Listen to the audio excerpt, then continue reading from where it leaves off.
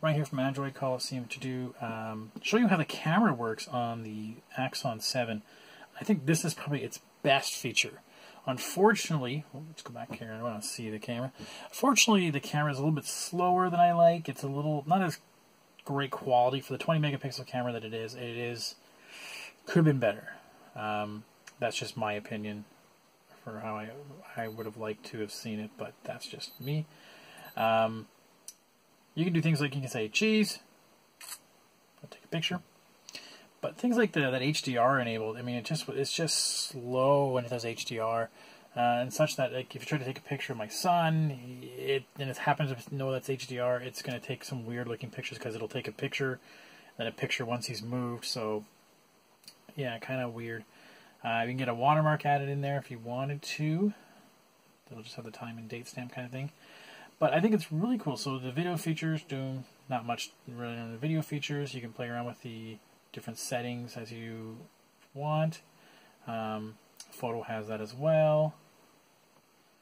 They have this live feature, and I can't remember what exactly live photo enables for how it's supposed to work, but I'll play around with that a bit there. Oh, Dropbox is picking it up.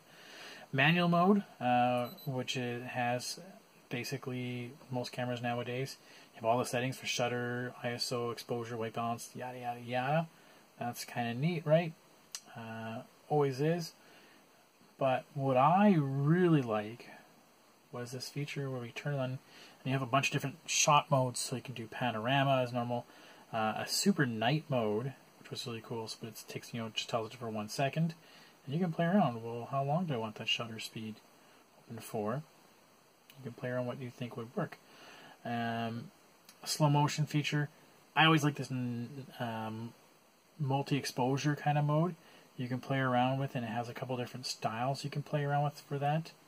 I think that's always kind of cool. And sports mode. The sports mode is really neat in the sense that I like this, as we can say, okay, well, I'm going to focus on this little guy here, and he's going to move around, and it'll keep the focus on him. Oh, nope. So as I move it around, it keeps him in focus. Kind of neat little feature. A lot of beeping. I don't know if you can turn that off or not. But yeah, the other neat thing you can do is this special mode for, again, longer exposure things like car trails. So if you want to do a car trail, taking pictures on the highway, and it kind of just like, okay, I want to do a star trail, and it'll do that for me. So 10 seconds. 10 seconds may not be enough to get a good amount of star trail. The longest shutter you can go in this guy is up to 23.5 seconds. So just so you know, or that water cottony kind of feel look to it. So really cool, a lot of neat features just for the camera. I just wish the camera performed a little better. I find it's just a little slow to react, a little slow to process, and the photos don't come out as quite as good as you would expect. Again, I'm used to other devices like this, the Samsung series or the LG series, which takes some fantastic photos. I mean, it's probably as good as the LG or the Moto stuff. I mean, so it's good. It's good enough. I think I've seen better. Okay, thanks so much. I'll have the full review on the website.